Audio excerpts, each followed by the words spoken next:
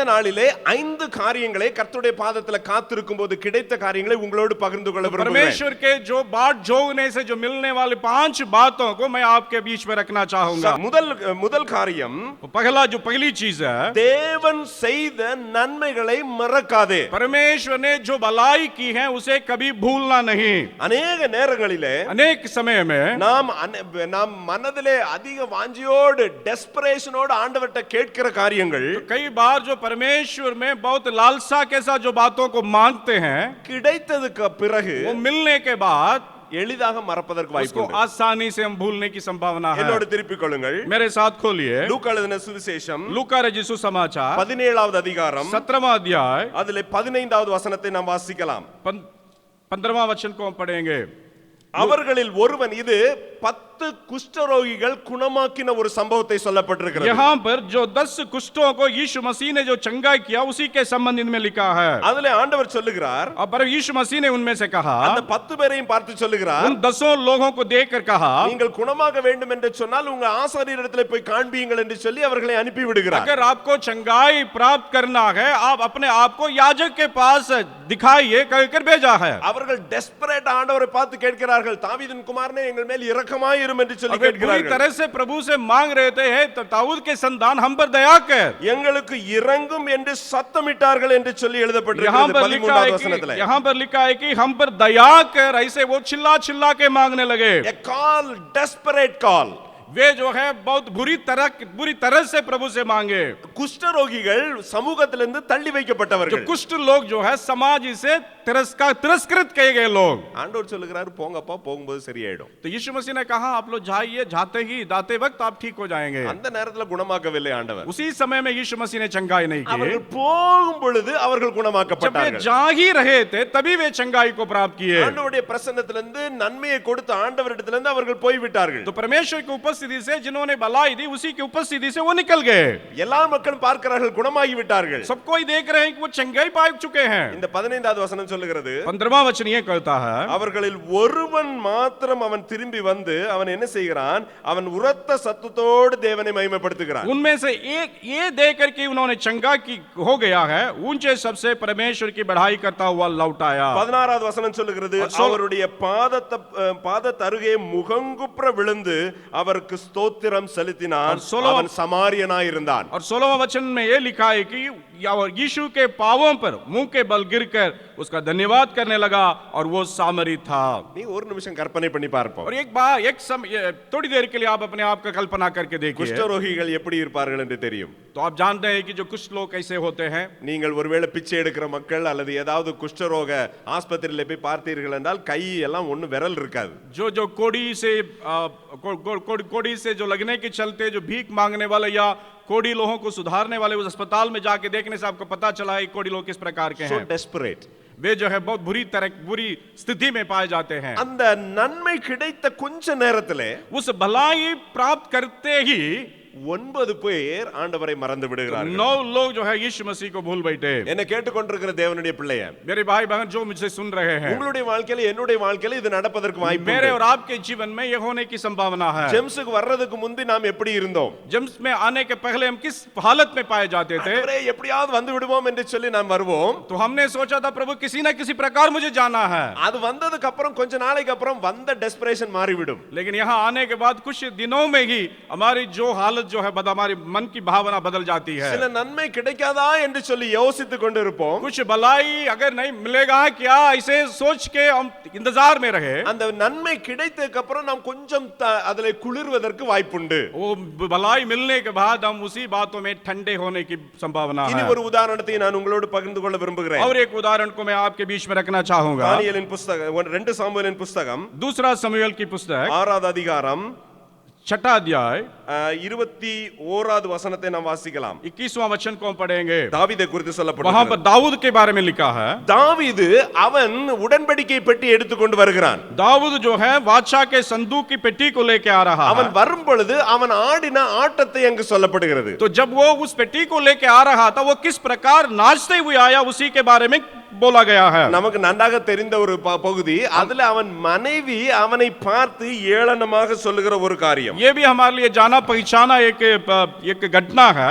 यहाँ पर दाऊद की पत्नी दाऊद के प्रति किन बातों को कही वो उसके बारे में लिखा है। அவள் சொல்லுகிறாள், நீ எப்படி உன்னை மானபங்கப்படுத்திக் கொண்டு நீ ஆடுவாய் என்று சொல்லி அவள் கேட்கிறாள். और वो जो कहती है कि तुम अपने आप को नंगे होकर किस प्रकार इस प्रकार नाचोगे, इसे बोल रही है। அந்த நேரத்திலே उसी समय में நாம் தாவீதுடைய பதிலை நாம் 22வது வசனத்திலே நாம் வாசிக்கலாம். दाऊद का जो जवाब है वो 22वां वचन में लिखा है। வாசிக்கலாம். 22வது வசனம் ஹிந்தியில வாசிக்கும்படி கேட்கிறேன். मैं इससे भी अधिक तुच्छ बनूंगा और अपनी दृष्टि में नीच ठहरूंगा और जिन दासियों को तूने चर्चा की वे भी मेरा आदर मान करेंगी। 21வது வசனத்திலே நாம் பார்க்கிறோம், 21वां वचन में देख रहे हैं, உன்னுடைய தகப்பனுடைய இடத்திலே அவரை மாற்றிவிட்டு என்னை ராஜாவாக்கின ஆண்டவருக்கு நான் நன்றி உள்ளவனாய் இருக்கிறேன். मैं मेरे पिता के जगह पर मुझे राजा बनाने वाले उस परमेश्वर के लिए मैं धन्यवादी रहता हूँ। நான் தகுதி இல்லாத ஒரு மனிதன், मैं नालायक व्यक्ति हूँ। நான் தகுதி இல்லாத ஒரு மனிதனை என்னை ஆண்டவர் இப்படி மேன்மையாக கொண்டு வந்து விட்டதனால नालायक मुझे परमेश्वर इस प्रकार ऊंची पदवी में बैठाने के कारण அவன் எல்லாருக்கும் முன்பாக அவன் பகுதியை அவன் ஆடுவதற்கு அவன் மறுக்கவில்லை. इसलिए वो सबके सामने परमेश्वर के लिए नाचने में वो इनकार नहीं किया। என்னை கேட்டுக்கொண்டிருக்கிற தேவனுடைய பிள்ளையே, मेरे प्रिय भाई बहन जो मुझे सुनने वाले, இந்த போன ஒரு வருடத்திலே पिछले एक साल में ஒவ்வொரு நன்மைகளும் கிடைப்பதற்கு முந்தி இருந்த நாம் கிடைத்ததுக்கு அப்புறம் நம்மளுடைய ஆட்டிட்யூட் எப்படி காணப்படுகிறது? भलाइयों को पाने के पहले किस परिस्थिति में पाए जाते थे, पाने के बाद हमारी विचार क्या है? ஒரு காரியம் செய்வோம், एक कार्य को कर सकते हैं। இந்த 2 நாட்கள் நாம் சில நேரம் ஆண்டவருடைய பாதத்துல इन காத்திருப்போம். दोनों दिन में कम से कम कुछ समय तक परमेश्वर के बाट जोते रहे। நமக்கு கிடைத்த எல்லா பெனிஃபிட்டையும் கொஞ்சம் யோசித்து जो பார்ப்போம். भी भलाई हमें मिला उसके बारे में हम सोच विचार करें। சரீர பிரகாரமான கிடைத்த நன்மைகள், शारीरिक तौर से जो भी मिला है, நமக்கு பணத்தின் மூலமாக கிடைத்த நன்மைகள், आर्थिक रीति से जो भी हमें मदद मिली है, மற்ற மனிதர்கள் மூலமாக கிடைத்த दूसरे நன்மைகள், लोगों के द्वारा जो भी सहायता में मिली है, ஒவ்வொரு நன்மையும் நான் நினைத்து ஆண்டவரை துதிப்போமானால் प्रत्येक भलाइयों के बारे में सोच कर अगर हम परमेश्वर को धन्यवाद दें तो அது பெரிய ஆசீர்வாதமாக காணப்படும். एक बहुत बड़ा आशीर्वाद का कारण बन सकता है। நான் இதற்கு அடுத்தபடியாக போய் ஒரு காரியத்தை சொல்ல मैं விரும்புகிறேன். इसके आगे निकलकर और एक बात को मैं कहना चाहूंगा। இதை வாயை திறந்து சொல்லும்போது மாத்திரம்தான் यदि हम इसको अपने मुंह खोल के बोलेंगे तो அது அடுத்த தலைமுறைக்கு போகும். वो अगली पीढ़ी के लिए चले जाएगा। ஒரு வசனத்தை வாசிக்கலாம். एक वचन को हम पढ़ेंगे, நியாயாதிபதிகளின் புத்தகம் न्यायों की किताब 2வது அதிகாரம் 2 अध्याय 10-11வது வசனத்தை வாசிக்கலாம். 10 और 11वां वचन को पढ़ेंगे। அக்காலத்தில் இருந்த அந்த சந்ததியார் எல்லாரும் தங்கள் பிதாக்களுடன் சேர்க்கப்பட்ட பின்பு கர்த்தரையும் அவர் இஸ்ரவேலுக்கு செய்த கிரியையும் அறியாத வேறொரு சந்ததி அவர்களுக்குள்ளே எழும்பிற்று. उस पीढ़ी के सब लोग भी अपने अपने पितरों से मिल गए। तो उसके बाद जो दूसरी पीढ़ी हुई उसके लोग ने तो यहोवा को न जानते और न उस काम को जो उसने इस्राएल के लिए किया था। அப்பொழுது இஸ்ரவேல் புத்திரர் கர்த்தரின் பார்வைக்கு பொல்லாப்பானதை செய்து பாகாலை செய்வித்து என்று சொல்லி எழுதப்பட்டிருக்கிறது. तब इसलिए इस्राएली वो करने लगे जो यहोवा की दृष्टि में बुरा है और बाल नामक देवताओं की उपासना करने लगे। நல்லா யோசித்து பாருங்க.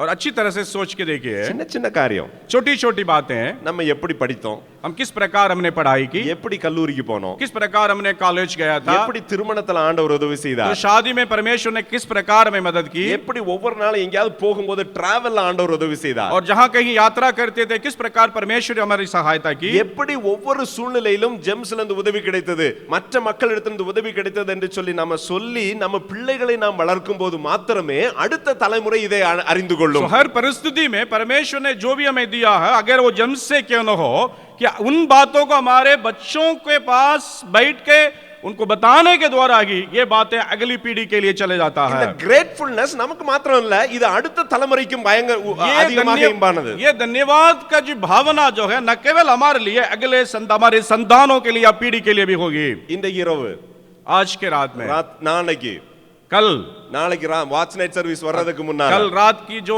आराधना के पहले தயவு செய்து சில நேரம் செலவிடுங்கள். थोड़ी देर आप परमेश्वर के साथ समय को व्यतीत कीजिए. ஒருவேளை நிறைய பேர் இப்பவே மனசுல யோசிச்சிருப்பீங்க 10:30க்கு வந்து முதல்ல நான் சாட்சி சொல்லணும்னு. तो अब आप में से कई लोग सोचे होंगे कल 10:30 बजे आराधना शुरू होते ही सबसे पहले आके गवाही बताना है. எப்படியாவது புதிய வருஷம் போறதுக்கு முன்னால நான் சாட்சி சொல்லிரணும்னு சொல்லிட்டு நம்ம மனசுல யோசிச்சிருப்போம். नए साल के अंदर प्रवेश करने के पहले ही मेरी गवाही को बांटना है, इस प्रकार आप सोचे होंगे. நிறைய பேர் பொருத்தனை பண்ணிருப்போம். और कई लोग मन्नत भी माने होंगे. ரொம்ப நல்லது. अच्छा है, बहुत अच्छा है. அதற்கு முன்னால परंतु उसके पहले வீட்டுல எல்லாருமாக சேர்ந்து पूरे परिवार समेत ஒரு சில மக்களாக ஹாஸ்டல்ல வார்டனும் பிள்ளைகளுமாக சேர்ந்து अगर आप हॉस्टल में रहे वार्डन के साथ मिलके எல்லாரும் சேர்ந்து ஆண்டவர் நமக்கு செய்த நன்மைகளை சில நேரம் நாம் துதிக்கும் பொழுது அதுல பெரிய ஆசீர்வாதம் உண்டு என்பதில் எந்த சந்தேகமும் இல்லை. अपने अपने घर पे अपने अपने जगह पर मिलके परमेश्वर की ओर सोचने और हमारे भलाइयों को बारे में सोचने से हमारे लिए आशीषजनक होगा. இதை செய்வோம் என்று சொல்லுகிறவர்கள் நல்ல ஒரு ஹalleluya சொல்லலாமா? जो भी कहेंगे इसको हम जरूर करेंगे. एक जोर से हालेलुया बोलेंगे. ஹalleluya. हालेलुया. கர்த்தர் நல்லவராகவே இருக்கிறார். परमेश्वर भला है. இரண்டாவது காரியம், दूसरी बात, do not forget the people who brought you benefits. और जो भी उन आपको जो लोग आपको यहां तक लाए हैं उन्हें भूलिए मत. நமக்கு உதவி செய்த மக்களை மறக்க வேண்டாம். जिन्होंने हमारी सहायता की है उन्हें भूलिए मत. நாம் நம்முடைய வாழ்க்கையில अनेक நேரம் நம் எந்தெந்த மக்கள் நமக்கு உதவி செய்தார்களோ அந்த மக்களை நாம் மறந்து விட்டு போவதற்கு வாய்ப்புண்டு. सो हमारे जीवन में जिन्होंने हमारी मदद की है, सहायता की है, उन्हें भूलने की भी संभावना है. अनेक நேரத்துல நாம் வருத்தப்படுவதற்கு வாய்ப்புண்டு. अनेक समय में हमें दुखित होने का संभावना भी है. பிரதர் நான் உதவி செய்த அவன் என்ன கண்டுக்காம போயிட்டான். तो हम अब कहते हैं कि मैंने जरूर इनको मदद किया था परंतु मुझे ये भूल बैठा है. நாம் மற்றவர்களை குறித்து வருத்தப்படுவோமானால் अगर हम दूसरों के लिए चिंतित होंगे तो நாம் எத்தனை பேரை வருத்தப்படுத்தினோம் என்று சொல்லி நாம் யோசிக்க हम வேண்டும். कितने लोगों को दुखित कराया उसी के बारे में जानना சில चाहिए. நேரத்துல ஹாஸ்டல்ல நாம் பலவீனமா இருந்திருப்போம். हो सकता है कि हम हॉस्टल में बलहीन रहे होंगे. ஒருவேளை யாராவது வந்து உதவி செய்திருப்பார்கள். किसी ने आके हमें मदद किया होगा. அல்லது வீட்டிலே வந்து இன்னொரு வீட்ல இருந்து வந்து உதவி செய்திருப்பார்கள். या किसी दूसरे घर से आके कोई हमें मदद किए होंगे. கொஞ்ச நாள் கழிப்புறம் பாத்தீங்கன்னா அது மறந்துவிடும். और कुछ दिनों के अंदर वो बात जो हमारे दिमाग से उड़ जाती है. ஆண்டவர் இந்த நாளிலே நமக்கு அதை நினைவுபடுத்துவாராக. परमेश्वर आज के दिन में उन बातों को याद दिलाए. என்னோட திருப்பிக் கொள்ளுங்கள். मेरे साथ खोलिए தானியேலின் புத்தகம் दानियल की किताब இரண்டாவது அதிகாரம் दूसरा अध्याय 18வது वचனத்தை நாம் வாசிக்கலாம். 18वां वचन को पढ़ेंगे. தானியேலின் புத்தகம் दानियल की किताब இரண்டாவது அதிகாரம் 17 18 வாசிக்கலாம். दूसरा अध्याय 17 और 18 वचन को पढ़ेंगे. दानियल ने अपने घर जाकर अपने संगी हननिया, मीशाएल और अजरिया को ये हाल बताकर कहा, इस भेद के विषय में स्वर्ग के परमेश्वर की दया के लिए ये कहकर प्रार्थना करो कि बाबुल के और सब पंडितों के संग दानियल और उसके संगी भी नाश न किए जाएं. தானியேல் தன்னுடைய நண்பர்களை பார்த்து சொல்லுகிறான், ஐயா நாம் எல்லாரும் சேர்ந்து ஜெபிக்கலாம் என்று சொல்லி. दानियल अपने मित्रों के पास कहता है कि अरे भाई लोग सब आओ मिल के प्रार्थना करें. ஒரு மினிஸ்ட்ரிக்கு அவன் தான் அழைக்கப்படுகிறான் தனியாக. और ये किस सेवा के लिए दानियल ही बुलाया गया. The challenge is only for him. जो चुनौती है केवल दानियल की थी. அவன் உடனே போயிட்டு அவன் புரிந்து கொள்கிறான், இந்த ஊழியத்தை நான் தனியாக செய்ய முடியாது, எனக்கு உதவிக்கு ஆட்கள் வேண்டும் என்று சொல்லி. तुरंत ही दानियल समझ लेता है कि इस कार्य को मैं अकेले नहीं कर पाऊंगा, मुझे मेरे मित्रों की आवश्यकता है. அவன் சகோதரர்களும் எல்லாரும் சேர்ந்து ஜெபிக்கிறார்கள். और उन सारे भाई उनके दोस्त लोग तीनों मिलके 4 लोग मिलके प्रार्थना करते हैं. எல்லாரும் சேர்ந்து ஜெபிக்கும் பொழுது வேத வசனம் தெளிவாக சொல்லுகிறது, அந்த ராத்திரியிலே சொப்பனத்தின் காரணம் அவனுக்கு வெளிப்படுத்தப்படுகிறது. जब वे साथ मिलके प्रार्थना कर रहे थे, बाइबल कहती है स्वप्न में परमेश्वर ने अपने विचारों को प्रकट किया. தானியேலுக்கு மறைபொருள் வெளிப்படுகிறது. तो दानियल के लिए जो गुप्त बातें प्रकट होती हैं, தானியேலுக்கு உடனே ஒரு லிஃப்ட் வந்துருது. तो दानियल को तुरंत ही उनको ऊंचा उठाया गया. தானியேலோட 48வது அதிகார வசனத்தை வாசிக்கலாம். 48 दूसरा अध्याय के 48वां वचन को पढ़ेंगे. பின்பு ராஜா தானியேலை பெரியவனாக்கி அவனுக்கு अनेकम சிறந்த வெகுமதிகளை கொடுத்து, तब राजा ने दानियल का बड़ा किया और उसको बहुत से बड़े बड़े दान दिए. அவனை பாபிலோனுக்கு முழுவதுக்கும் அதிபதியாக்கவும், और वो आज्ञा दी कि वो बाबिलोन के सारे प्रांत पर हाकिम, பாபிலோனில் உள்ள சகல ஞானிகளின் மேலும் பிரதான அதிகாரியாகவும் நியமித்தான். बाबिलोन के सब पंडितों पर मुख्य प्रधान ठहरा। நல்லா யோசித்து பாருங்க, और अच्छी तरह से सोच के देखिए, நல்ல ஒரு ஏரியா லீடர் ஆயிட்டான்னு அர்த்தம், तो इसका मतलब है कि वो एरिया लीडर बन गया அல்லது है, ஒரு ஜோனல் லீடர் ஆயிட்டாருன்னு या அர்த்தம், एक जोनल अधीक्षक बन गए हैं, அல்லது ஒரு ரீஜனல் டைரக்டர் या ஆயிட்டாருன்னு அர்த்தம், एक रीजनल डायरेक्टर बन चुके हैं, அல்லது ஒரு வார்டன் ஆயிட்டாங்கன்னு அர்த்தம், हो सकता है कि वो एक वार्डन बन चुका है, அல்லது வேற ஒரு ஹெச்ஓடி ஆயிட்டாங்கன்னு या அர்த்தம். एक किसी विभाग का नेता बन चुका है। அதுக்கு முன்னால எல்லாம் ஒண்ணா உட்கார்ந்து ஜெபம் பண்ணிருப்போம். इसके पहले तो सब मिलके प्रार्थना साथ ही करते थे। How many of us are grateful to the people who supported us? कहां तक हमने जो भी मदद किए हैं उनके बारे में धन्यवादित रहते हैं। கொஞ்ச நாளைக்கு பிறகு நாம் மறப்பதற்கு வாய்ப்புண்டு. तो कुछ दिनों के बाद उन्हें भूलने की संभावना है। இது தானியேலுடைய கெபாசிட்டினால அவனுக்கு கிடைத்தது. அவனுக்கும் ஆண்டவருக்கும் இருக்க அவனுக்கு மேல இருந்த அபிஷேகத்திலே கிடைத்த ஒரு காரியம். ये दानियल की खूबी के लिए या परमेश्वर के साथ उसकी जो संगति थी उसी के आधारित ये जो उनको जो एक मुफ्त मिला। அவன் நண்பர்களை பயன்படுத்தி யூஸ் அண்ட் த்ரோ பண்ணிட்டு போயிருக்கலாம். तो वो हो सकता था कि अपने मित्रों को इस्तेमाल करके फिर उन्हें उठा के फेंक सकता था, தன்னைத்தானே பெருமையாக யோசித்துக் கொள்வதற்கு வாய்ப்புண்டு. वो अपने आप को बढ़ा समझ सकता था। எத்தனை பேர் நாம் சொல்லிக் கொள்கிறோம் என்னால் நடந்தது என்று சொல்லி? हम लोगों में कितने लोग ये कहते हैं कि ये कार्य मुझसे हुआ, அவன் தானியேல் அப்படி செய்யவில்லை. परंतु दानियेल ने ऐसा नहीं किया। 49வது வசனத்தை வாசிக்கலாம். और 49वां वचन को पढ़ेंगे। தானியேல் ராஜாவை வேண்டிக் கொண்டதன் பேரில் दानियेल की विनती करने से அவன் சாத்ராக் மேஷாக் ஆபேத்நேகோவையும் ராஜா பாபிலோனின் மாகாணத்து காரியங்களை விசாரிக்கும்படி வைத்தான். राजा ने शतरक मेशक और अबेदनेगो को बाबिलोन के प्रांत के कार्य के ऊपर नियुक्त कर दिया। தேவனுடைய பிள்ளையே, परमेश्वर के संतान, it is very easy to forget the people who helped you. हमारे लिए जो भी जिन्होंने मदद किया उन्हें भूलने बहुत आसान है। நம்ம சுபாவம் எப்படி?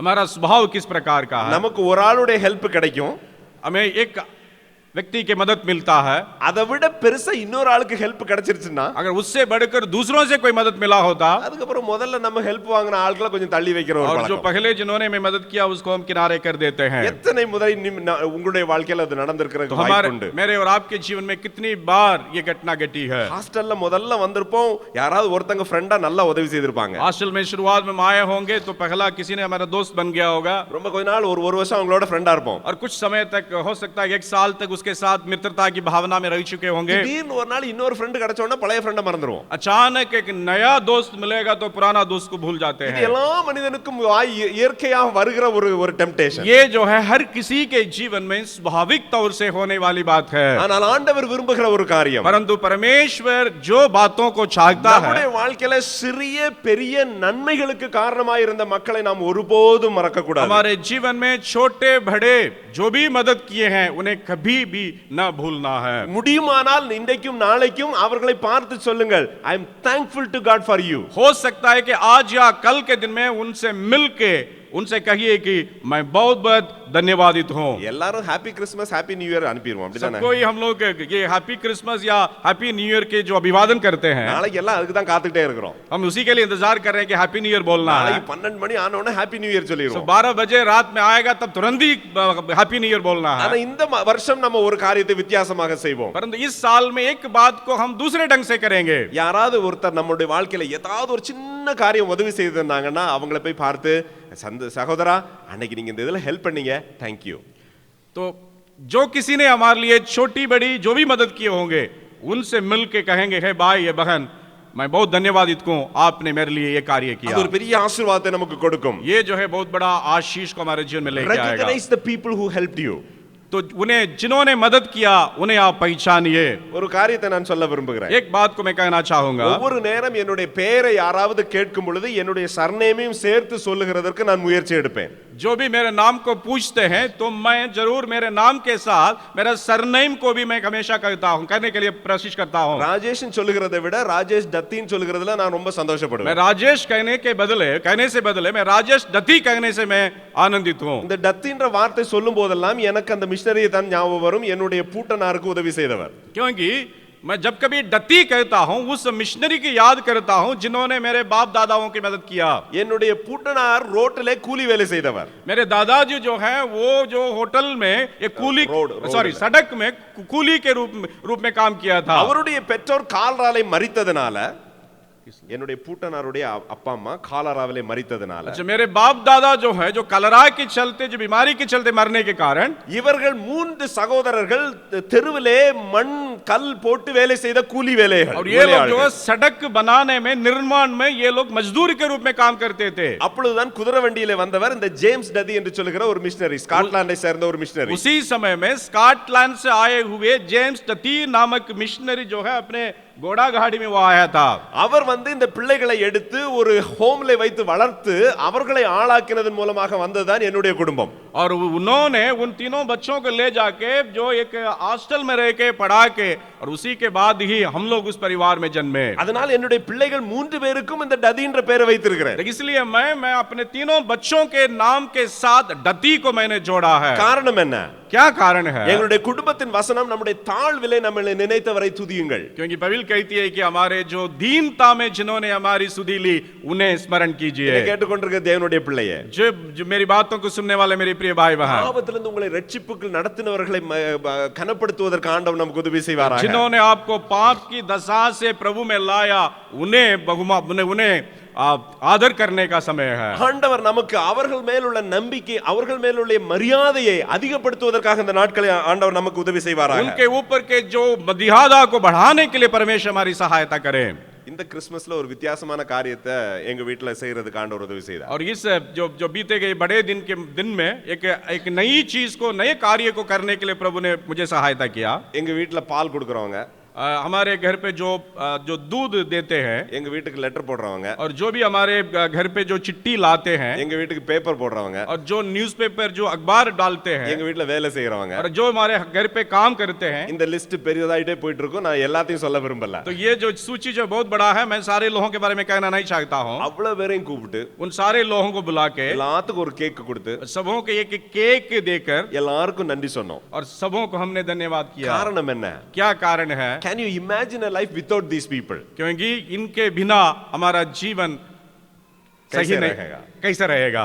அவர்களுக்கு நாம் என்ன, அவர்களுக்கு நன்றி செலுத்துவதற்கு நாம் கடமைப்பட்டவர்கள். उन्हें धन्यवादित करना या धन्यवाद देने के लिए हम कर्तव्यबद्ध हैं। இந்த ஜெம்ஸ் संस्थाவில் நாம் சேர்ந்ததுக்கு அப்புறம் நமக்கு உதவி செய்த எத்தனை மக்கள் உண்டு. जेम्स में आने के बाद हमारे लिए कितने लोगों ने मदद किया है। அவர்களுக்கு நன்றி சொல்கிற நாட்களாக இந்த நாட்கள் காணப்பட கர்த்தர் उन्हें நமக்கு உதவி धन्यवाद செய்வாராக. देने के दिन आज या कल बन सके।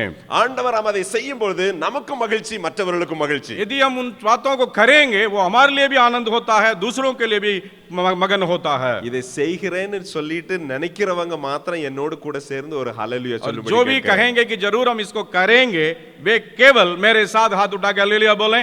ஹalleluya. हालेलुया। சின்ன மக்கள் ஊர்ல இருக்கிறவங்களுக்கு ஃபோன் பண்ணி சொல்லுவோம். और जो भी शायद वे हमारे गांव में रहते होंगे, उन्हें फोन के द्वारा बताएंगे। அவர்களுக்காக ஜெபிப்போம். उनके लिए प्रार्थना करें, அவர்களுக்கு நன்றி சொல்லுவோம். उन्हें धन्यवाद कहें। அவர்களுக்கு எதையாவது ஒரு காரியத்தை திருப்பி செய்ய முடியும்னா அதையும் செய்வோம். और उनके लिए अगर कोई मदद हमारी तरफ से करना है, उसको जरूर करेंगे। ஆண்டவர் நமக்கு உதவி செய்வாராக. परमेश्वर हमारी सहायता करें। மூன்றாவது காரியம், और तीसरी बात, நன்மை மற்றவர்களுக்கு கடத்த மறந்து விடாதே. நன்மைகளை மற்றவர்களுக்கு கடத்த மறந்து और விடாதே. जो भलाई है उसे दूसरों तक पार करने में हमें भूलना नहीं है। Do not forget to pass on the benefit to others. और जो फायदा हमने पाई है, उसे दूसरों के लिए वो उसको पार करने में हमें भूलना नहीं है। ஆண்டவர் இந்த உலகத்திலே நன்மைகள் செய்கிறவராய் சுற்றி திரிந்தார். और बाइबल कहती है कि यीशु मसीह ने भलाई करते हुए इस दुनिया में घूमता फिरता रहा। ஆண்டவர் என்னெல்லாம் மக்களுக்கு செய்யணும்னு செய்தாரோ அதெல்லாம் அவர் தானாக தன்னுடைய கைகள் மூலமாக அவர் செய்து கொண்டிருந்தார். और जो कुछ यीशु मसीह ने करना चाहा, वो अपने तरफ से अपना आप ही इन बातों को करता रहा। ஆண்டவர் போகும்போது என்ன சொன்னார்? जब जाते समय उन्होंने क्या कहा? அவருடைய பாக்கி இருக்கிற வேலையை நம்மட்ட கொடுத்துட்டு போயிருக்கிறார். उन्होंने जो बाकी काम को छोड़ा है, उस काम को हमारे हाथों में सौंपा है। நன்மை செய்கிறதற்கு ஆண்டவர் உங்களையும் என்னையும் எதிர்பார்க்கிறார். भलाई करने के लिए ही मुझे और आप से परमेश्वर प्रतीक्षा करता है। எந்த நன்மையும் மனிதனுக்கு செய்யப்படும் போது it is always done through a man or a woman. ये कोई भी भलाई दूसरों के लिए परमेश्वर की तरफ से करते हैं वो हमेशा एक व्यक्ति के द्वारा ही किया जाता है। வேத வசனம் என்ன சொல்லுகிறது? சில காரியங்களை நாம் ஆழமாக பார்ப்பதற்கு ஆண்டவர் நமக்கு उदवी செய்வாராக। सो बाइबल क्या कहती है उन चीजों के बारे में थोड़ा गहराई रूप से देखने के लिए परमेश्वर हमारी सहायता करें। நீதிமொழிகளின் புத்தகம் नीति वचन के पुस्तक 3வது அதிகாரம் 3रा अध्याय 27 28வது வசனத்தை வாசிக்கலாம்। 27 और 28वां वचन को पढ़ेंगे। நன்மை செய்யும்படி உனக்கு திராணி இருக்கும்போது அதை செய்யத்தக்கவர்களுக்கு செய்யாமல் இராதே। जिनका भला करना चाहिए यदि तुझ में शक्ति रहे तो उनका भला करने से न रुकना। உன்னிடத்தில் பொருள் இருக்கையில் உன் அயலானை நோக்கி நீ போய் திரும்ப வா, நாளைக்கு தருவேன் என்று சொல்லாதே। यदि तेरे पास देने को कुछ हो तो अपने पड़ोसी से न कहना कि जा कल फिर आना, कल मैं तुझे दूंगा। வேத வசனம் தெளிவாக சொல்லுகிறது। तो परमेश्वर का वचन स्पष्ट रूप से कहता है நன்மை செய்கிறதற்கு நமக்கு பலன் இருக்கும்போது டோன்ட் ஸ்டாப் இட்। भलाई करने की ताकत हमारे पर रहेगा तब रुकना नहीं है। நல்லா யோசித்து பாருங்க, என் கையில 100 ரூபாய் இருக்குது, अच्छी तरह से सोच के देखिए कि हमारे हाथ में 100 रुपया है, எனக்கு அது யாருக்காவது கொடுக்க முடியும்। तो मैं किसी को भी दे सकता हूं। நான் அதை யாராவது ஒருத்தர் வந்து ஐயா 100 ரூபாய் எனக்கு கொடுங்க அப்படின்னு கேட்கும்போது இன்றைக்கு இல்ல நாளைக்கு வான்னு சொல்லி விடுறேன்।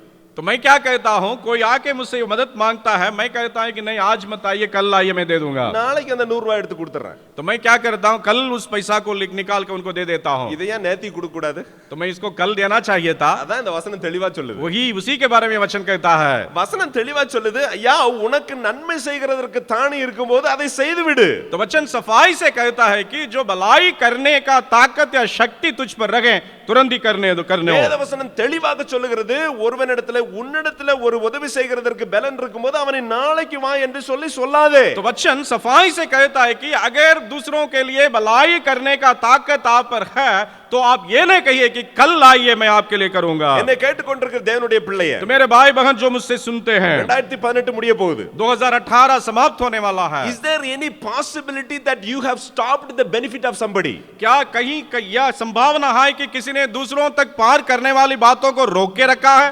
நம்முடைய கையில பொறுப்பு இருக்கும் பொழுது அதை நாம் தடுத்து வைத்திருக்கிறோமா? क्या मेरे हाथों में जिम्मेवारी होने के चलते मैं उसको रोक के रखा हूं? இங்க இருக்கிற अनेक தலைவர்கள் உண்டு, यहाँ पर बहुत सारे अगुवे लोग पाए जाते हैं, अनेक वार्डन्स उंडु, कई वार्डन के रूप में पाए जाते हैं, अनेक टीचर्स उंडु, कई शिक्षक के रूप में पाए जाते हैं, अनेक एचओडीस उंडु, जो विभाग के नेता के रूप में पाए जाते हैं, अनेक कोऑर्डिनेटर्स उंडु, और कई कोऑर्डिनेटर्स यहाँ पर हैं, अनेक डायरेक्टर्स उंडुங்க, कई डायरेक्टर्स यहाँ पाए जाते हैं। வேத வசனம் தெளிவாக சொல்லுகிறது, परमेश्वर का वचन सफाई से कहता है நன்மை செய்ய திராணி இருக்கும்போது जो भलाई करने का शक्ति रखने पर डोंट स्टॉप इट, रुकना नहीं। அதை நாம் தள்ளி போட நமக்கு அனுமதி இல்லை। उसको पार करने का उसको या इनकार करने का भी समय नहीं है। அதுக்கு அடுத்த ஸ்டெப்ல போயிட்டு இனி ஒரு வசனம் சொல்லுகிறது, நீதிமொழிகள் 11:26 வாசிக்கலாம்। आगे जाके और एक वचन को कहता वचन पर लिखा है कि नीति वचन की किताब 11वां अध्याय उसका 26வது வசனம், 26वां वचन, தானியத்தை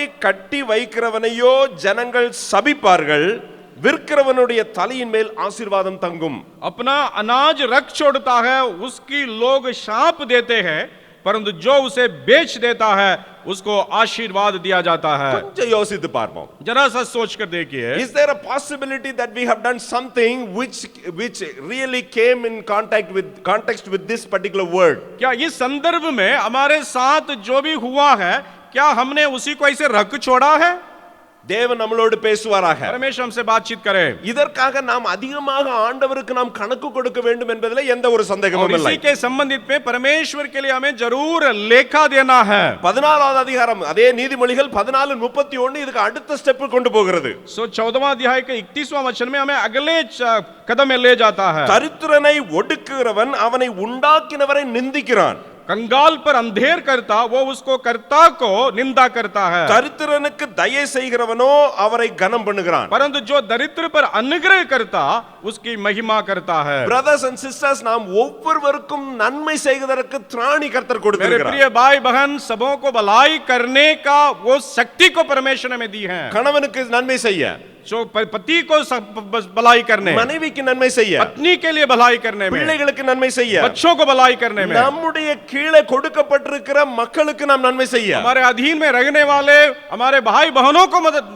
मदद करने या उनको भलाई करने, ஒவ்வொருவருக்கும் நன்மை செய்கிறது நாம் மூலமாக என்பதை மறந்து விடக்கூடாது. हम जो है ये जो भलाई करना ही हमारा जीवन का आधार समझने की आवश्यकता है. நம்முடைய பதவி அதை தடுப்பதற்கு நாம் காரணமாக காணப்படக்கூடாது. हमारा जो जिम्मेवारी या हमारे पदवी उनको कभी रोकना नहीं है. நம்முடைய அத்தாரிட்டியை நாம் சரியாக பயன்படுத்த வேண்டும். हमारे अधिकार को हमें सही ढंग से इस्तेमाल करना है. நம்முடைய இன்ஃப்ளூயன்ஸை சரியாக பயன்படுத்த तो வேண்டும். हमारे प्रभाव को सही ढंग से हमें इस्तेमाल करना है. நான் ஒரு உதாரணத்தை சொல்லுகிறேன், அதனுடைய ஆழத்தை புரிந்து கொள்வதற்கு ஆண்டவர் உதவி செய்வாராக. मैं एक घटना को एक उदाहरण को बताऊं ताकि हम उसकी गहराई को हम समझ सकें. என்னுடைய ஊருக்கு வந்தீங்கன்னா ஆரல்வாய்மொழி ஒரு சின்ன கிராமம். जो मेरा गांव जो है आरलवाई मोली नामक गांव है, அந்த ஆரல்வாய்மொழியிலே மிஷன் காம்பவுண்டிலே சர்ச்சுக்கு நாலா பக்கமும் எங்களுக்கு சொத்துண்டு.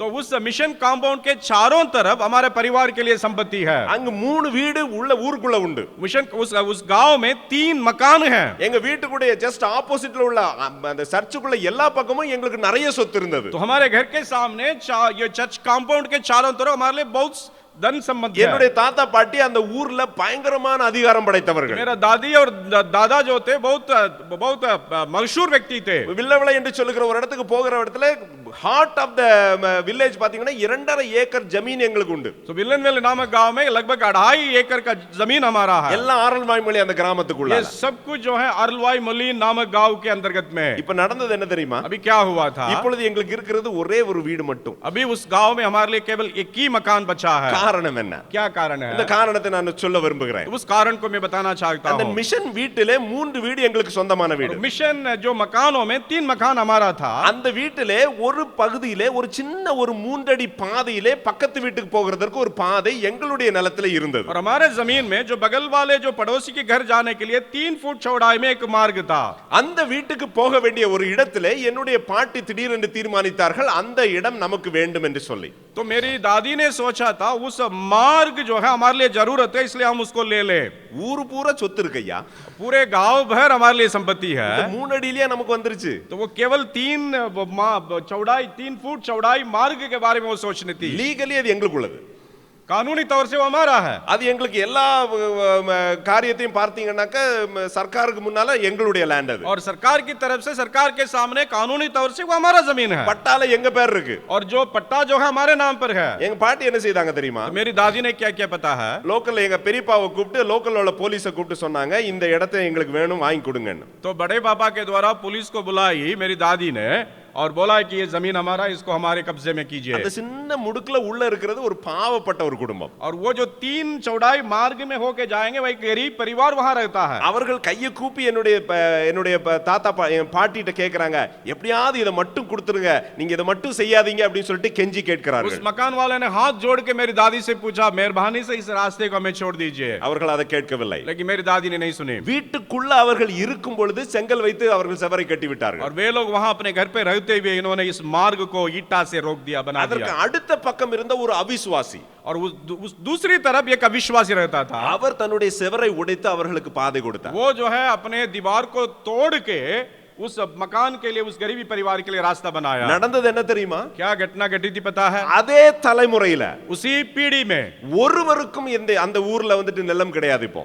और अभी उनके परिवार में उनकी पीढ़ी में किसी को भी जमीन उस गांव में नहीं है. என்னுடைய அப்பாவோடு பிறந்தவர்கள் 7 பேர். मेरे पिताजी के साथ 7 भाई लोग जन्मे थे. யாருடைய கையிலும் ஒரு அடி நிலம் கூட கிடையாது. किसी के पास भी 1 फुट चौड़ाई की संपत्ति नहीं है. 4 வருடத்துக்கு முன்பாக ஒரு சகோதரன் என்னுடைய தாயாரை பார்த்து சொன்னார். तो 4 साल के पहले एक भाई ने मेरी माँ से कहा था உங்களுக்கு இந்த ஊர்ல ஏன் உங்களுக்கு நிலம் இல்லாம போச்சு தெரியுமா? क्यों आप जानते हैं कि आपको क्यों इस गांव में जमीन नहीं मिला? நீங்கள் இந்த வீட்ல இருந்த இந்த குடும்பத்தை கண்ணீர் வடிக்க வைத்தீர்கள்.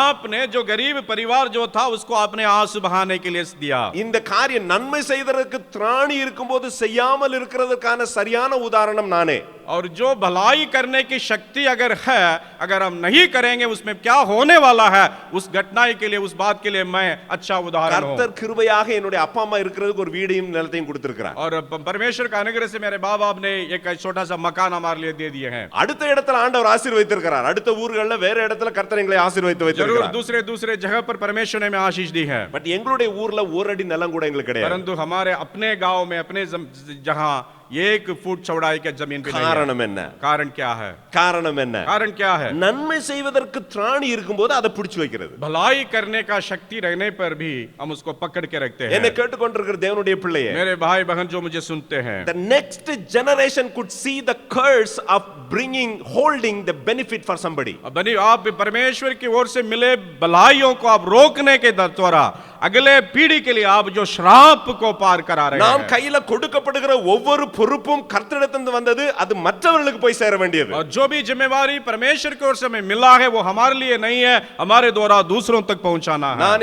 நான் 3 வருடத்துக்கு முன்பு இந்த செய்தியை கேட்ட உடனே நான் கர்த்தருடைய பாதத்துல நான் இருந்து ஆண்டவர்ட்ட மன்னிப்பு கேட்டேன். ஆண்டவரே எங்களை மன்னியும், இந்த சாபத்திலிருந்து எங்களை விடுதலையாக்கும் என்று சொல்லி. इन बातों के बारे में मुझे जानकारी मिली 3 साल के पहले तुरंत ही हम परमेश्वर के सामने आके घुटना टेके प्रार्थना किया, हे प्रभु इस श्राप से हमें बचाइए, हमें क्षमा நான் कीजिए। அந்த குடும்பத்தில் இருக்கிற நபர்களை காட்டி தரும்படி என் அம்மாவிடத்துல கேட்டிருக்கிறேன். तो मैंने मेरी माँ से पूछा था कि कौन लोग हैं उनको मुझे दिखाइए। அவர்களுடைய பரம்பரையில யாராவது காணப்படுவார்கள் என்று சொன்னால் அவர்களிடத்துல போய் நான் மன்னிப்பு उस கேட்பதற்கு ஆயத்தமா परिवार में, இருக்கிறேன். उस पीढ़ी में अगर कोई है मुझे बताइए ताकि मैं जाके उन्हें प्रतिफल दे सकूं, उनकी मदद कर सकूं। நன்மை செய்வதற்கு திராணி இருக்கும்போது அதை செய்யாமல் இருப்பது நமக்கு பாவம். जो भलाई करने के ताकत रखने के बावजूद अगर हम न करें वो पाप है।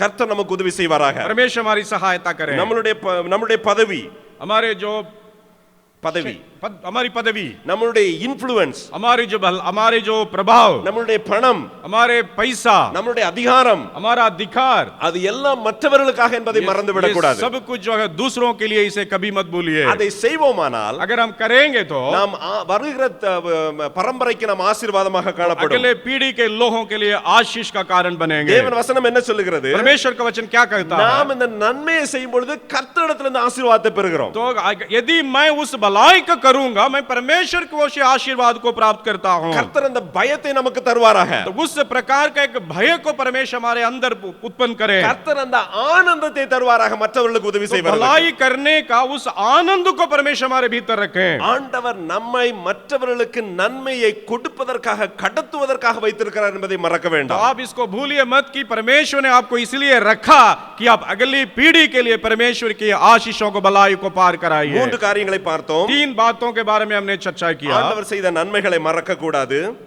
ஆண்டவர் தந்த நன்மைகளை परमेश्वर की மறக்க. ओर से मिले उन फायदाओं को भूलना नहीं है। இரண்டாவது, दूसरी, நம்முடைய வாழ்க்கையில நன்மை செய்த மக்களை மறக்க கூடாது. हमारे जीवन में जिन्होंने हमारी मदद किया उन्हें भूलना नहीं। மூன்றாவது, तीसरी बात, நன்மைகளை கடத்துவதற்கு நாம் மறந்து விடக் கூடாது. भलाइयों को दूसरों तक पार कराने के लिए भूलना नहीं। நான்காவது, चौथी बात, மறைவாக இருக்கிற நன்மைகளை நாம் மறந்து விடக் கூடாது. जो जो भलाइयां गुप्त रूप में पाई जाती हैं उसी को भी हमें भूलना नहीं। அநேக நேரத்துல நமக்கு விரக்தி வருவதற்கு காரணம் என்ன? कभी कभी हम निराशजनक हो जाते हैं। We don't understand what is the best thing God has kept for us. हम इसको भूल जाते हैं कि हमारे प्रति परमेश्वर की उस योजना क्या है। நாம் கண் கொள்ளுகிற சில நன்மைகள் கிடைக்காததனால நமக்கு அநேக பலவீனங்கள் வருவதற்கு வாய்ப்புண்டு. जिन बातों के बारे में प्रतीक्षा करते वो नहीं मिलने पर हम निराशजनक हो जाते हैं। ஆண்டவருடைய வசனம் ஆதியாகமத்திலே யோசேப்புடைய வாழ்க்கையில நாம் பார்க்க முடியும். तो उत्पत्ति किताब में यूसुफ के जीवन के द्वारा इन बातों को हम देखते हैं। நான் வேகமாக சில காரியங்களை நான் சொல்ல விரும்புகிறேன். मैं जल्दीबाजी से कुछ बातों को मैं कहना चाहूंगा। யோசேப்புடைய வாழ்க்கை ஒரு ஆசீர்வதிக்கப்பட்ட வாழ்க்கை அல்ல. यूसुफ का जीवन जो है एक आशीष में जीवन नहीं रहा। அவனுக்கு எந்த ஒரு நன்மையும் கிடைக்கவில்லை. उसको किसी भी भलाई नहीं मिली। Almost half of his life he suffered. क्योंकि उनके जीवन में आधा समय उन्होंने दुखित हो गया था। அவனை பத்தி ஆதியாகமம் 37 எடுத்து வீட்டிலே போய் வாசித்து பாருங்க. अगर आप उत्पत्ति किताब 37वां अध्याय को घर में जाकर पढ़ेंगे तो ஒரு சாதாரண ஒரு கம்பேரிசன் கொடுக்க விரும்புகிறேன். एक थोड़ा सा तुलना की बातों को मैं कहना चाहता हूं। அவன் சகோதரன் அவனை வெறுத்தானுங்க. क्योंकि उनके भाई लोग उनसे घृणा करते थे। அவங்க அப்பா அவனை கடிந்து கொண்டார். उनके पिताजी ने उन्हें डांटा था। அவனுடைய துணிகள்லாம் கழட்டி அவனை குண்டுக்குள்ள और போட்டானுங்க. उसके कपड़ा को उनके निकाल के उसको गड्ढा में डाल डाल दिया गया। அவனை ஒரு ஒரு ஒரு அடிமையாக விற்று போட்டார்கள். उसको एक गुलाम के रूप में उन्होंने बेच डाला அவனை தவறாக குற்றம் சாட்டினார்கள். और उन पर गलत आरोप लगाया गया। அவனை தவறாக குற்றம் சாட்டி அவனை ஜெயிலிலே போட்டார்கள். गलत आरोप लगा के उसको बंदी गृह में डाला गया। அவனுடைய நெருக்கமாக உதவி செய்த நண்பனும் அவனை மறந்துட்டான். और जो भी उनके जो दुखी क्षणों में उन्होंने जिसको मदद किया था वो भी वो भूल गया। இப்ப கொஞ்சம் அவனை டிசம்பர் மாசம் 31ஆம் தேதி கொஞ்சம் நன்மை எல்லாம் ஆண்டவருக்கு சொல்லுப்பான்னு சொன்னா அவன் என்ன செய்திருப்பான்? अगर यूसुफ से कहा जाए कि परमेश्वर ने जो भी भलाई आपसे की है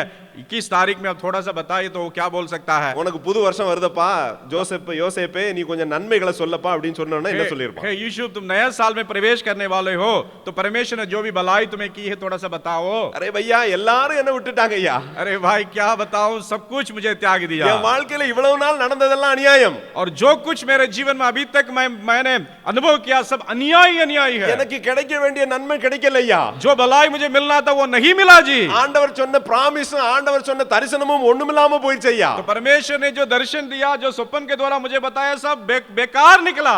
ஒருவேளை சிலர் நம்ம இப்ப அப்படிதான் யோசிச்சுட்டு இருப்போம். ஆனா நீங்க நன்மைகளை சொல்லிட்டு இருக்கீங்க, ஆனா என் வாழ்க்கையை திரும்பி பார்த்தேன்னாக்கா ஒரே வியாதி, ஒரே துன்பம், ஒரே கஷ்டம். हमारे बीच में से कई लोग ऐसे सोचते होंगे भैया आप कह रहे हैं कि भलाई को सोचिए लेकिन मेरे पूरे साल में मैंने दुख के अलावा और मैं कुछ नहीं எனக்கு ஒரு பெனிஃபிட்டும் இல்ல, இருக்கிற பெனிஃபிட்டும் போயிருச்சு. और मेरे लिए कोई फायदा नहीं हुआ, जो भी फायदा था वो मुझसे निकल गया। அழகான பலவர்ண அங்கி வச்சிருந்தா அதெல்லாம் கழட்டி எடுத்துட்டானுங்க. और जो भी उसके जो रंग बिरंगे जो कपड़ा था उसको भी निकाल दिया। அவன்ட்ட பெனிஃபிட் பத்தி கேட்டா அவன் நம்மள மாதிரி தான் புலம்பிட்டு இருந்திருப்பான். तो यदि हमसे उनसे पूछेंगे कि तुम्हारा परमेश्वर ने क्या किया, वो हमारे तरफ वो भी विलाप गीत गाता होगा। அவன்ட்ட நன்மை என்று சொல்வதற்கு ஒன்றுமில்லாத ஒரு சூழ்நிலை. उसके जीवन में उस परिस्थिति में भलाई करने के लिए कोई चीज नहीं रहा। ஆனா ஆண்டவருக்கு நான் நன்றி செலுத்துகிறேன் இந்த ஆதியாகமம் 37வது அதிகாரத்திற்காக. परंतु मैं परमेश्वर को धन्यवाद देता हूं इस उत्पत्ति 37वां अध्याय के लिए। ஒரு இடத்திலேயாவது யோசேப்பு தன்னுடைய பலவீனத்தை இல்லாத காரியத்தை அவன் சொல்லவே இல்லை. क्योंकि कहीं भी परमेश्वर यूसुफ ने अपनी दुर्बलता को बलहीनता को कहीं भी प्रकट नहीं किया। 45வது அதிகாரம் 45वां अध्याय 5வது वசனத்தை வாசிக்கலாம். 5वां वचन को पढ़ेंगे। அதுல நாம் தெரியும் ஆண்டவர் அவனை எப்படி வைத்திருந்தார் என்று சொல்லி நன்மைகளை குறித்து. वहां पर हम जानते हैं कि परमेश्वर ने उन्हें किस स्थिति में रखा था। வாசிக்கலாம். पढ़ेंगे। என்னை இவ்விடத்தில் வரும்படி விற்று போட்டதனால் நீங்கள் சஞ்சலப்பட வேண்டாம், அது உங்களுக்கு விசனமாயிருக்கவும் வேண்டாம், जीव रक्षण செய்யும்படி தேவன் என்னை உங்களுக்கு முன்னே அனுப்பினார். तुम लोग मत पछताओ और तुमने जो मुझे यहाँ बेच डाला इसमें उदास मत हो, क्योंकि परमेश्वर ने तुम्हारे प्राणों को बचाने के लिए मुझे तुम्हारे आगे भेज दिया है। 2019 நன்மை வருமா என்று யோசித்துக் கொண்டிருக்கிற தேவனுடைய பிள்ளையே உன்னை பார்த்து தான் ஆண்டவர் சொல்லுகிறார். मेरे प्रिय भाई बहन जो 2019 में क्या मेरे जीवन में भलाई नहीं होगी ऐसे सोचने वाले आपकी ओर देके प्रभु कहता है। உன்னுடைய வாழ்க்கையில நடந்த பலவீனமான காரியங்கள், உன்னை நிராசப்படுத்தின காரியங்கள் வேற ஒரு நோக்கத்துக்காக என்பதை மறந்து விடாதே. आपके जीवन में जो भी निराशाजनक बातें हुई, जो भी अन्याय हुई वो आपकी फायदा के लिए हुई, उसको आप भूलिए मत। யோசேப்புடைய வாழ்க்கையில தெளிவாக பார்க்க முடியும். क्योंकि यूसुफ के जीवन में इसको अच्छी तरह से हम देखते हैं। அவன் இழந்த ஒவ்வொரு நன்மைகளும், जो भी भलाई उन्होंने खो बैठा, அவனை ஒரு உன்னதமான இடத்திற்கு கொண்டு வருவதற்கு கர்த்தர் செய்த காரியம் என்பதை மறந்து விடாதீர்கள். और वो जो बातें थी यूसुफ को एक ऊंचे स्थान पर लाने के लिए परमेश्वर की ओर से अनुमति दी गई बातें रही, उसको भूलिए मत। इसको विश्वास करने वाला थाली बजाकर परमेश्वर का धन्यवाद करें। जो भी विश्वास करते हैं ताली बजा के परमेश्वर को धन्यवाद। ஒரு நிமிடம் யோசித்து பார்ப்போம். एक क्षण पर हम सोचेंगे। Lowest time of Joseph life, God was planning something very superior for him. जहां जो यूसुफ जो है एकदम नीचाई में चला गया था, लेकिन परमेश्वर ने उसके लिए बड़ी योजना को रखा था। என்ன கேட்டுக்கொண்டிருக்கிற பிள்ளையே, मेरे भाई बहन जो मुझे सुनते हैं, கண்ணுக்கு தெரியாத ஆசீர்வாதத்தை கண்டுகொள். अदृश्य जो उस आशीषों को आप देखने के लिए प्रयास कीजिए। ஐயா என்னுடைய மானம், என்னுடைய தன்மானம் உடைக்கப்பட்டது என்று சொல்லி யோசித்துக் கொண்டிருக்கலாம். आप सोचे होंगे कि मेरा जो प्रतिभा है, जो मेरा जो व्यक्तित्व है वो खो बैठा है या टूट चुका, आप सोचे होंगे। என்னை ஏளனமாக மக்கள் பார்த்தார்களே, लोग मुझे एक तमाशा के रूप में देखते थे, எனக்கு நன்மைகள் என்ன கையிலிருந்து பிடுங்கப்பட்டதே, तो भलाइयां मेरे हाथों से छीन ली गई। எல்லாம் ஆண்டவருக்கு தெரியும். ये सारी बातें परमेश्वर जानता है. வேண்டுமென்றால் திரும்ப போய் இந்த ஆதியாகமம் யோசேப்புடைய வாழ்க்கையை திருப்பி சத்தம் போட்டு வாசித்து பாருங்கள். आप इन अगर चाहेंगे कि जो यीशु के जीवन के बारे में या इस अध्याय को जोर से पढ़ के आप देखिए, ஜீவ ரட்சனை உண்டாகும்படி கர்த்தர் என்னை முன்னால் அனுப்பினார். तो तुम्हारे प्राणों को बचाने के लिए परमेश्वर ने मुझे आगे भेजा था. அந்த நேரத்துல அவன் திரும்பி பார்க்கும்போது குழியில போட்டதாவது வித்ததாவது ஜெயில போட்டதாவது ஒண்ணுமில்லையா. तो उसी समय में अगर सोचा जाए तो जो भी यूसुफ के साथ हुआ था वो कुछ भी नहीं था. ஒருவேளை யோசித்துக் கொண்டு இருப்பீர்கள், அண்ணே என்னுடைய வாழ்க்கையில 2018 didn't go well. तो आप सोचे होंगे कि 2018 में जो भी हुआ था वो सही ढंग से मेरे जीवन में नहीं हुआ है. எனக்கு மனசஞ்சலம் அதிகம். तो मेरे अंदर चंचलता ज्यादा है. என்னுடைய சரீரத்துல பலவீனம். मेरे शरीर में बलहीनता है. நான் வேலை செய்கிற டிபார்ட்மெண்ட்ல ஐ அம் நாட் ஹாப்பி. तो मैं जिस विभाग में काम करता हूं मेरे लिए अच्छा नहीं है. என்னுடைய தனிப்பட்ட குடும்ப வாழ்க்கையில நடந்தது சரியல்ல. मेरे व्यक्तिगत पारिवारिक जीवन में जो हुआ था, जो घटना घटी थी वो सही नहीं थी. நான் பெனிஃபிட்னு கேட்டுட்டு இருந்த நேரத்துல எனக்கு பெனிஃபிட்டே கிடைக்கல, அதற்கு பதிலாக எனக்கு ஏளனம் கிடைத்தது. तो जिस समय में भलाई की मांग की थी वहां मुझे मजाक उठाया गया, ठट्ठा में उड़ाया गया. ஆனா ஆண்டவர் என்னை உங்களை பார்த்து இந்த காலை வேளையில சொல்லுகிறார், परमेश्वर सुबह के वक्त में परमेश्वर आपकी ओर देख के कहता है, அது உங்களுக்கும் மற்றவர்களுக்கும் ஆசீர்வாதமான சில காரியங்களை ஆண்டவர் செய்கிறார் என்பதிலே. ये जो है आपके लिए और दूसरों के लिए परमेश्वर भलाई करने की बात நான் है. ஒரு சாதாரண உதாரணத்தை சொல்ல मैं விரும்புகிறேன். एक साधारण उदाहरण को बताना நான் चाहूंगा. கல்லூரியில ஜெம்ஸ்ல வர்றதுக்கு முந்தி வேலை செய்தது உங்களுக்கு சிலருக்கு தெரியும். आप में कुछ लोग जानते होंगे मैं जेम्स में आने के पहले एक कॉलेज में मैं काम कर रहा था. முதல் வருடம் எனக்கு இன்கிரிமெண்ட் கொடுத்தாங்க. जो पहला साल जो मुझे इंक्रीमेंट मिला था, ஓ பிரைஸ் தி லார்ட், ஆண்டவரே நல்ல இன்கிரிமெண்ட் கொடுத்துட்டீங்க. तो मैंने प्रभु का धन्यवाद किया, प्रभु ने एक अच्छा इंक्रीमेंट मुझे दे दिया है. அடுத்த இரண்டாவது வருஷம் முடியும் போது டிக்ரிமெண்ட் பண்ணிட்டாங்க. और जो दूसरे साल में जिन्होंने जो भी इंक्रीमेंट दिया था उसको कटा दिया. அட பாவிகளா, கொடுத்த சேலரியும் திருப்பி வாங்கிட்டீங்க. अरे पावी लोग, जो सैलरी तूने दिया था उसको अभी कम कर दिया. எனக்கு பயங்கர சங்கடம். तो मुझे जो है थोड़ा सा संकट में मैं पड़ गया. அந்த நேரத்துல கர்த்தர் என்கிட்ட பேசினாரு. उस समय परमेश्वर से बातचीत की, ஏன்டா இந்த வேலை கிடைக்கிறதுக்கு முந்தி இன்னொரு வேலை செய்யறதுக்கு நீ உன்னை ஒத்துக்கொண்டியா இல்லையா? तो क्या तुमने इस काम मिलने के पहले दूसरे काम करने के लिए तूने सहमत नहीं दी? அப்ப இப்ப வாங்குற சம்பளத்துல 4 ஒரு சம்பளம் தானே வாங்கிட்டு இருந்த. अगर ऐसा होता तो अभी जो वेतन तुम्हें मिलता है उसे 4 में 1 भाग ही मिला होता. இப்ப கிடைக்கிறதுல அதுல சந்தோஷமா போன்னு சொன்னாரு. इसलिए जो भी अभी तुम्हें मिलता है वो संतुष्ट रहो. ரொம்ப சந்தோஷமா இருந்துச்சு. तो मुझे अच्छा लगा, आनंद लगा, ஆனா ஏற்றுக்கொள்றதுக்கு ரொம்ப கஷ்டமா परंतु இருந்தது. इसको मानने के लिए मैं तैयार नहीं रहा. அந்த குறைஞ்ச சம்பளத்துல 4 வருஷம் வேலை செய்தேன். क्योंकि उसी कम वेतन में मैं 4 साल मैंने काम किया. It hurt my ego like anything. और ये जो है मेरे अहम को ज्यादा चोट पहुंचाई. ஏன்னா எனக்கு ஏன் இப்படி எனக்கு நடக்குது ஆண்டவரே? तो मैंने परमेश्वर पूछा ये क्यों मेरे साथ ऐसे घटना घटती है. அழகான ஒரு கிறிஸ்தவ நண்பர் என்னை பார்த்து சொன்னார், तब एक परमेश्वर के दास ने मुझे मेरी ओर देख के कहा, தம்பி இனி இந்த ஆர்கனைசேஷன்ல சகோதரா நீ வேலை செய்யாத, உன்னை வெளியே தள்ளணும்னு பண்ணிட்டாங்க, தயவு செய்து சீக்கிரமா மானமா வெளியே ஓடிடு. तो उन्होंने कहा है कि आगे आप इस कॉलेज में काम मत कीजिए, आपको हटाने के लिए वो प्रयास कर रहा है, इसलिए वो हटाने के पहले आप भाग जाइए. அந்த 4 வருஷம் நான் போய் வசனத்தை வாசிச்சா சங்கீதம் 37, ஐயோ ஓடி போகாத, பொல்லாங்கனை குறித்து எரிச்சலாகாதே, ஓடி போகாத, அங்க இருன்னு வசனம் வருது. लेकिन जब भजन संगीता 37 को वहां पढ़ा था, उन्होंने लिखा है कि जो तुम्हारे जो विरुद्ध में है उनको देख के मत भागो.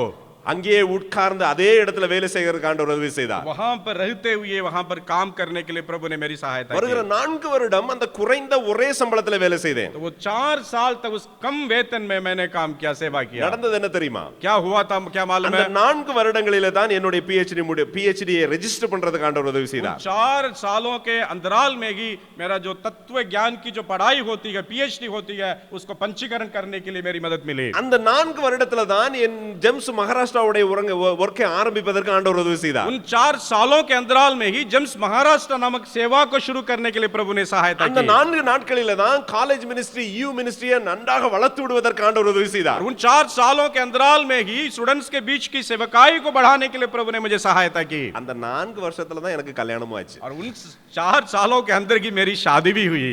ஹalleluya. Hallelujah. When I look back, जब मैं पीछे मुड़ के देखता हूं, என்னுடைய வாழ்க்கையில நான் மிகவும் நெருக்கப்பட்டு குறைவாக போன நாட்களிலே கர்த்தர் மேன்மையான காரியங்களை செய்து கொண்டிருந்தார். जब कभी मेरे जीवन में ऐसे संकेत में मैं पड़ा हुआ था, तब परमेश्वर मेरी मदद करता रहा. ஒருவேளை நீங்கள் இந்த நாட்களில் ஐயோ ஏன் என் வாழ்க்கையில இந்த நிறைவில்லாத ஒரு சூழ்நிலை என்று யோசித்துக் கொண்டிருப்பார்கள். ஆனால் आप इसके बारे में सोचते होंगे, हे प्रभु मेरे जीवन में क्यों इस प्रकार के संकटजनक समय है. God is on the making. परमेश्वर आपको बना रहा है, ஏதோ ஒரு காரியத்தை செய்து கொண்டிருக்கிறார். किसी कार्य को परमेश्वर आपके जीवन में कर रहा அது है। இன்றைக்கு புரியாது, आज आपको समझ में नहीं आता होगा, வருகிற நாட்களிலே அதை தெரிந்து परंतु கொள்வதற்கான आगामी உதவி दिनों में செய்வார். आपको समझ में आएगा। கர்த்தர் உங்களுக்கும் எனக்கும் அந்த கிருபை தருவாராக. परमेश्वर आपको और मुझको इस प्रकार का अनुग्रह दे। ஆபகுக் இப்படியாக எழுதுகிறார், हबक्कुक कैसे लिखता है, அத்திமரம் துளிர் விடாமல் போனாலும், जो अंजीर में पत्ता निकलने ना हो, திராட்சை செடியிலே பழமற்று போனாலும், और दाख की लता में अगर फल ना हो, ஒலிவ மரத்திலே கன்றுகளற்று போனாலும், और जैतून जो वृक्षों में जो छोटे से पौधा न उगलता हो, ஆட்டு மந்தைகள் முதலற்று போனாலும், अगर जो भेड़ बकरी वो खत्म हो जाए, தொழுவத்திலே மாடுகள் இல்லாமல் போனாலும், या अगर गाय बैल नहीं रहे हो, என் கர்த்தருக்குள் மகிழ்ச்சியா இருப்பேன், मैं अपने परमेश्वर से आनंदित रहूंगा, என் ரட்சிப்பின் தேவனுக்குள் களி கூறுவேன், उद्धार का परमेश्वर में मगन होऊंगा। ஆண்டவர் உங்களுக்கும் எனக்கும் இதை வாக்குத்தத்தமாக தருவாராக. परमेश्वर मुझे और आपको एक वायदा के रूप में इसको दे। மன சஞ்சலமான நேரத்துல எல்லாவித வேண்டுதல்களோடு நம்முடைய விண்ணப்பங்களை கர்த்தருக்கு தெரிவிப்போம், கர்த்தர் விடுதலை தருவார். तो जब हम व्याकुलता में पड़ते हैं, तब व्याकुलता के साथ जब हमारी मन की बातों को प्रभु से प्रकट करेंगे, वो आपको सहायता करेगा। ஆண்டவர் நிச்சயமாக நமக்காக வைத்திருக்கிற காரியம் நன்மைக்காகவே.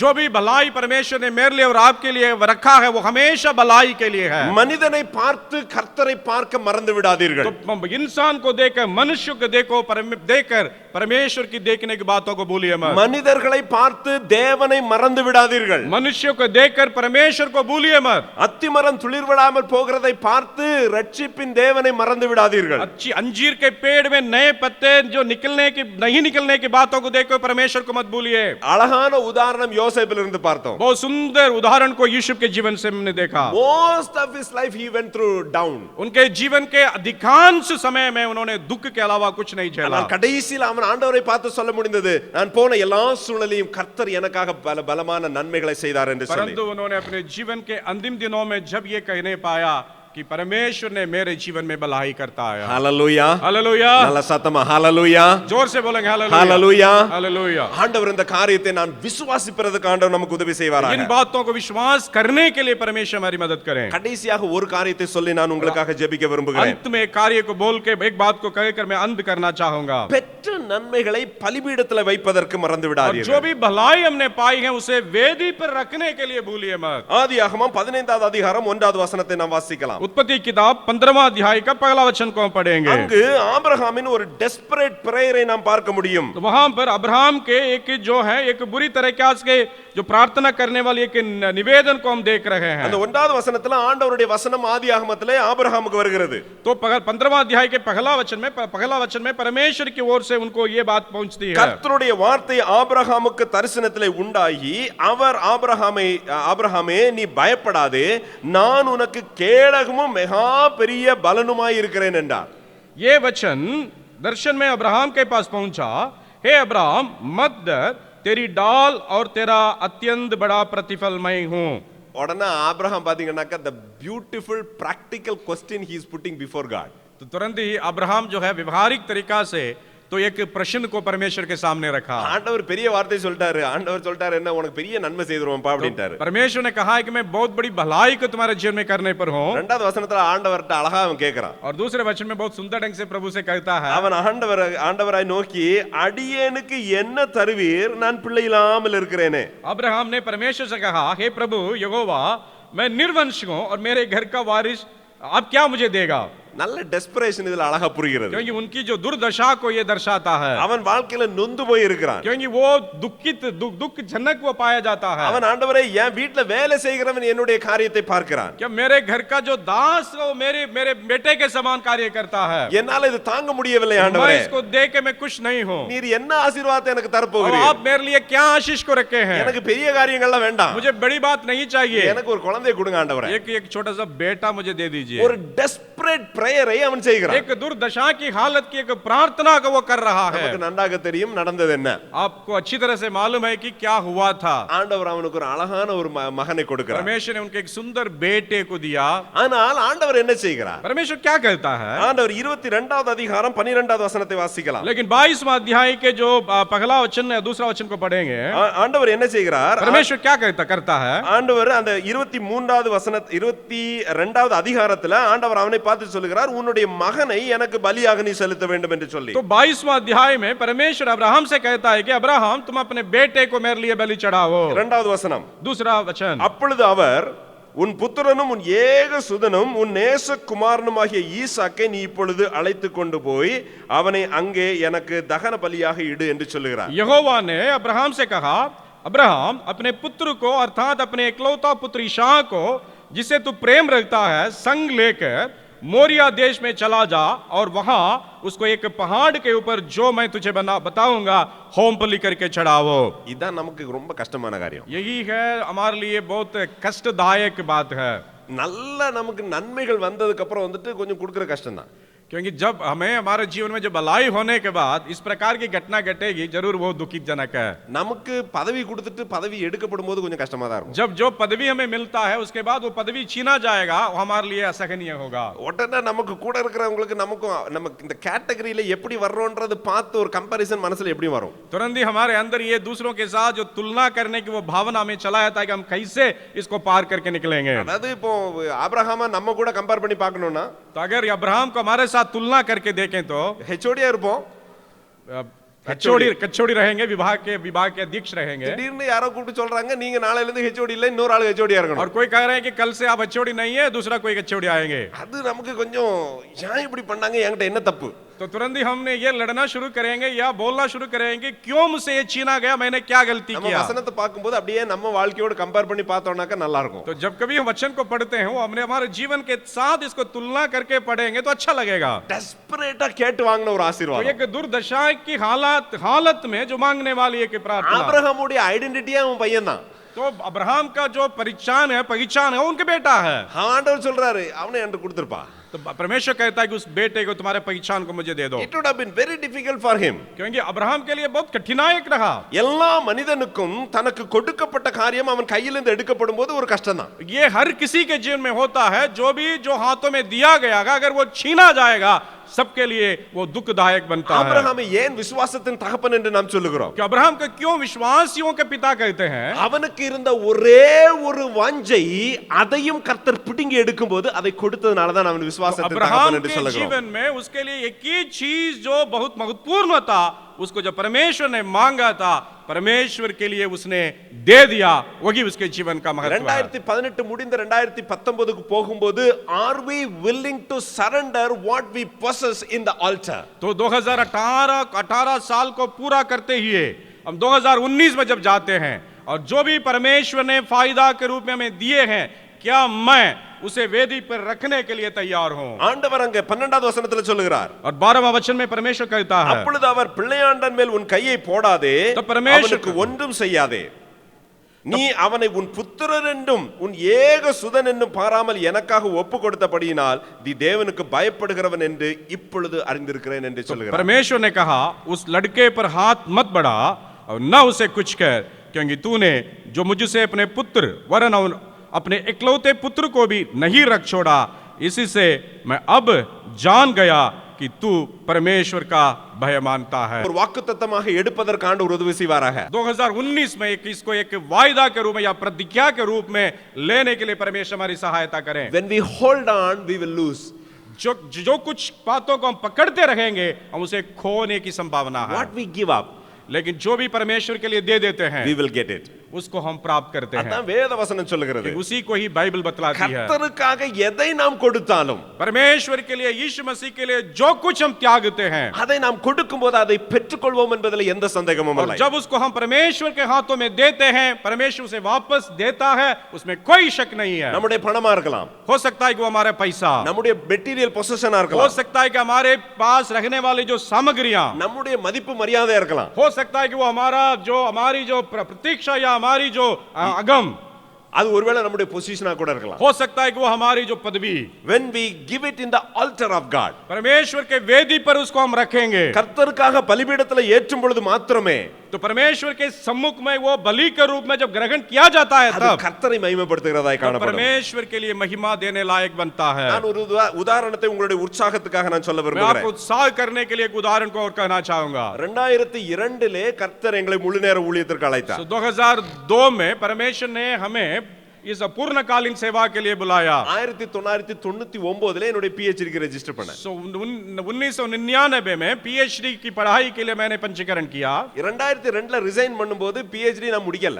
2002 साल में जब मैं त्याग दिया अपने काम को, इस्तीफा दिया, तब PhD को मैंने खत्म नहीं किया था। எங்க மாமனார் டைரக்டா இன்டைரக்டா ரொம்ப அட்வைஸ் பண்ணாரு. मेरे ससुर जी जो है बहुत डायरेक्ट इनडायरेक्ट यानी दूसरे ढंग से भी मुझे समझाने के लिए प्रयास किया। இந்த பாருங்க இந்த முழு நேர ஊழியத்துக்கு போயிட்டு இந்த படிப்பு கிடிப்பெல்லாம் ஒண்ணு ஒத்து வராது, அதனால அவர்ட்ட ஒழுங்கா சொல்லுமான்னு மனைவிட்ட சொன்னாரு. இந்த மாதிரி எப்படி கூட 6 மாசமாவது வேலை செய்து அந்த PhD முடிச்சிட்டு வெளிய போய் சொல்லுங்க. मेरी पत्नी से उन्होंने कहा तो दामाद से बोलो कि ये जो बात जो है अच्छा नहीं है, उनको PhD खत्म करने के बाद आप सेवा में जाने के लिए बोलिए, अधूरा रह के नहीं रहना जाना है। இன்ஸ்டிடியூஷன் எஜுகேஷன் இன்ஸ்டிடியூஷன்ல இருக்கும்போதே முடிக்கிறது கஷ்டம், இவர் ஃபுல் டைம் மினிஸ்ட்ரியில போயிட்டு கம்ப்யூட்டர் சயின்ஸ்ல PhD முடிக்கிறது it's not easy, don't let him go.